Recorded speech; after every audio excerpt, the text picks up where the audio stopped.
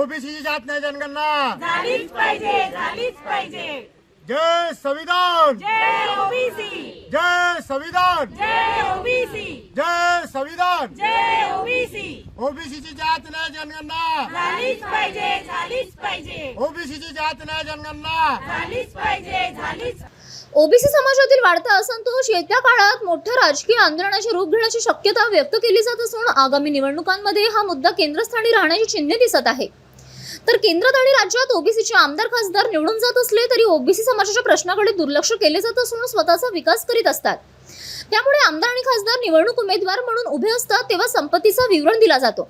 मात्र त्याच 5 वर्षांमध्ये आमदार खासदारांकडे एवढी संपत्ती वाढते ती कशी काय वाढते याची सुद्धा चौकशी आता झालीच पाहिजे अशी मागणी ओबीसी क्रांती मोर्चाच्या वतीने करण्यात येत आहे. केंद्र सरकारने जातीय जनगणनेच्या नावावर घरगणना सुरू केलेली आहे. घरगणनामध्ये ज्याप्रमाणे SC STचा कॉलम आहे त्याप्रमाणे ओबीसीचा पण कॉलम राहायला पाहिजे होता. परंतु ओबीसीच्या नावावर आमदार खासदार निवडून गेले परंतु त्या विषयावर अजूनपर्यंत बोलत नाही. समाजाला गृहीत धरून आपले घरं भरतात, आपला उद्धार करतात, परंतु समाजाच्या हितासाठी बोलत नाही. आणि आता विधान परिषदच्या इलेक्शन चालू आहे.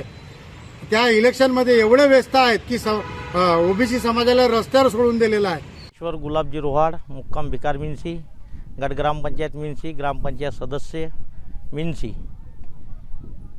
ओबीसीची जनगणना झालीच पाहिजे. जर आपला ओबीसीचा कॉलम राहिला नाही तर आपण जनगणना करू देणार नाही.